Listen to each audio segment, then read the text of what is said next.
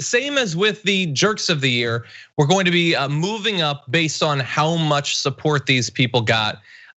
In the first bracket that we're gonna be talking about, we've got some awesome progressives. So we're looking at Cori Bush, Jamal Bowman, Rashida Tlaib, and Ilhan Omar.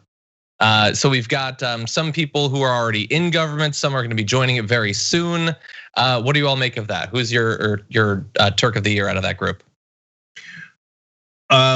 All right, let's have a new tradition for Turks of the Year. Ben starts. Okay. Because we made Ida every year. Okay, no problem. I have to pick Cori, right? I love and respect to everyone else on that list, but Cori Bush not winning last time, keeping that infrastructure, coming back and winning and taking out a full neoliberal centrist dynasty. I have to give it to Cori. Yeah. I'll go next. So Ilhan and Rashida were so strong this year. Ilhan wound up having maybe my favorite political comment of all time. When they asked her, Ryan Grimm, a TYT contributor, asked her on the Intercepts podcast. He said, Trump used you as a reason for people to turn out against Joe Biden in Minnesota. And so how do you feel about that? And Ilhan said, well, he effed around and found out. Oh, that's true. Okay. Oh, that's so strong. Oh, man. I love how strong that is. Yeah. I know they made a shirt out of it. We were thinking of making a shirt out of it. I talked to them and they made a shirt out of it. So go to Ilhan's congressional support website or whatever and buy that shirt. But Jamal, by the time he won, it was less surprising because he beat Elliot Engel into the ground. But I don't want you to think that it wasn't a minor miracle. It was. When Jamal Bowman was announced, nobody thought he was gonna win. I think that might have been the time that anonymous Democratic aide said to the press in my favorite quote against us, oh, Justice Democrats, those nerds aren't gonna beat anybody in a primary. Oops, okay. And Elliot Engel was a committee chair. So Jamal taking out a committee chair when no one expected it was amazing. But I'm gonna go with Ben and say Cori Bush. Hey. Because that was unexpected on top of unexpected. Right. Cori's the most real person you'll ever find in life, let alone in Congress. And Jamal's right there with her, of course. But when she won, it shook Washington. Because by the time Jamal won, they had kind of braced for impact, if you will. But they didn't see Cori coming at all. And when she did a 2x4 across the back of their head, they were like, Jesus. That night, they always let their guard down for 24 hours. That night, even Politico and everyone else was saying, now anyone can lose. These progressives can beat anybody, right? And my God, I remember I was at Yosemite. We were on a family trip, as Trump calls it. Okay, and we were in a cabin and I'm jumping up and down doing the video. I'm screaming so much, like my sister and wife were like, "Are you okay? What happened?" I'm like, "You don't understand. Cori Bush won. Cori Bush won." So I'm going Cori Bush. Ida. So only one of these people was in the middle of an interview and the establishment cut it off. Oh, He was spitting straight facts and fire. And I'm a Cori Bush fan and supporter, but I'm gonna go with Rashida simply because I owe it to her when she said, impeach that mother effer. Yes. Two, you know what? The great people of Michigan, specifically the people of Detroit, which is a predominantly Black and brown community, who you hear people talk about Detroit, and a lot of times they look down when they talk about Detroit. And I just respect so much how she stood up for the people of Michigan and her constituency and how she shows up for them continuously and humanizes them by including herself with them as opposed to separating herself as a politician. I just love the way she rocks for her people, and I love her fearlessness. And I think that her and Ilhan have come under a lot of attack because of the anti-Muslim sentiment in this country, and it ain't easy. And I want to give it to her. I'm just gonna say one quick thing to back up Aida here. Detroit had higher voter turnout than any time in the last 20 years, including the Obama elections. And that is partly because Rashida Tlaib worked it. She worked so hard to turn voters out. And guess what? Cities like Detroit decided the election. Yeah. So, that's why it was such a betrayal right after the election that they immediately went and attacked, corporate Democrats attacked progressives, because I don't know that there's anyone who was more pivotal in Biden's win than Rashida Tlaib was. And so that's another reason to vote for her. So it's a great selection. Okay, John, what do you think?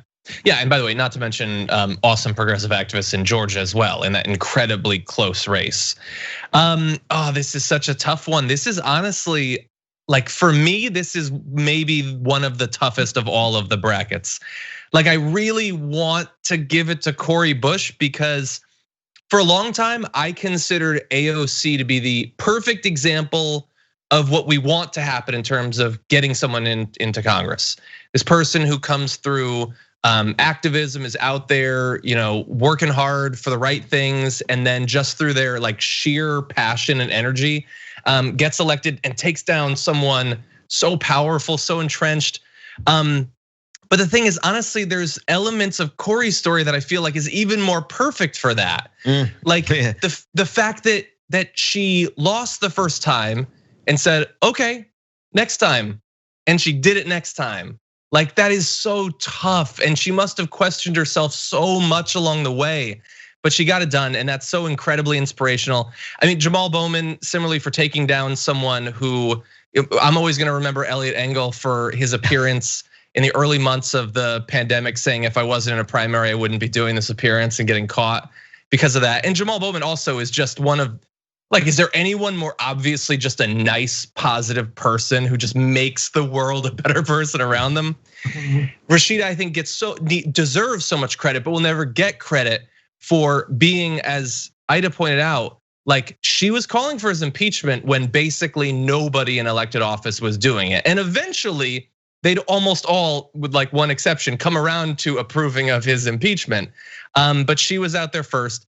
But I think I have to say in this one, I'm gonna go with Ilhan Omar, because I feel like all the progressives get it, the progressives, and especially the progressive women, and especially the progressive women of color, get attacked nonstop. But I feel like while AOC maybe gets more high-profile attacks, Ilhan gets more nonstop, vitriolic, violent attacks, and she hasn't like shied away from who she was on day one at all. She stood up to it. She's like, she has this attachment to like the progressive base that few other elected representatives do. Like she's out there, playing Among Us with this awesome rig, and she's got the Mecca Ilhan and stuff like that. And she's just been a tireless advocate on so many issues all throughout the year that I feel like I got to give it to Ilhan Omar in that category. Yeah, I mean, look, you guys all make incredibly compelling points because Ilhan might have single-handedly changed the dynamic about how we view lobbyist groups like AIPAC and whether they can be questioned or not. I mean, how strong do you have to be to take one of the strongest lobbying groups in the country and to question and diminish their power? Because remember, there's a lot of wonderful Jewish American groups. AIPAC is a right-wing group, and the Democrats would bow down to the right-wing group. And she said, no. I don't, and she got viciously attacked for it, and she stood her ground. And I would say in the long run, she won. And so, I mean, that is an amazing group of progressives, and they've done so much in such little amount of time. Yeah. It's really remarkable. I wanted to double down on everything you guys said. All right, but let's find out who won. John, who won in this? So in that category, they're all winners, according to us. But according to our audience, it is Cori Bush, winner of the bracket and the number 5 Turk of 2020. No. Yeah, absolutely. I love this. Here. And look, I'll say one last thing. First, side note. Technically, Ida, you're not right. Rashida Tlaib got cut off by mainstream media, but so did Jamal Bowman. Jamal was on TV. They asked him about his position. He stated a progressive position. They're like, we got breaking news. We got to go. We'll get back to Jamal. That's right. That's right. That's right. And they never got back to him. Wait, didn't he also? Who got cut off when they were talking about Rahm Emanuel recently? Didn't someone get cut off? That was Jamal. That was Jamal Bowman on CNN. Yeah. And so, but I want to say one last thing about Cori, and I'm glad you guys picked her. She had the least support. Mm-hmm. So by the end, Jamal had been endorsed by almost everyone, which is great. Everyone on the left, right? But they kind of left Cori on her own. And so every time I think about it, I get a little emotional. And do you know what kind of strength it takes? And so I don't even want to list the people who didn't endorse her because it's not a good list, okay? And so, but you got to give credit to Justice Democrats who stuck with her through thick and thin. Alexandra Rojas there, great decision to back Cori when nobody thought she could win. And look, I give a little bit of shout out to you guys, for all of you who contributed to her and worked for her, et cetera. So, we're here for folks, and it's not me, it's you guys, right? And it's not Ben and John and Ida, and they're all wonderful, et cetera. But you guys are the ones that give the money, the volunteers. You guys are the ones that have hope in your heart and you believe. And so Cori's a perfect representative of that. She would not bend. She would not go away. And she almost did it single-handedly. So all the credit in the world to Cori.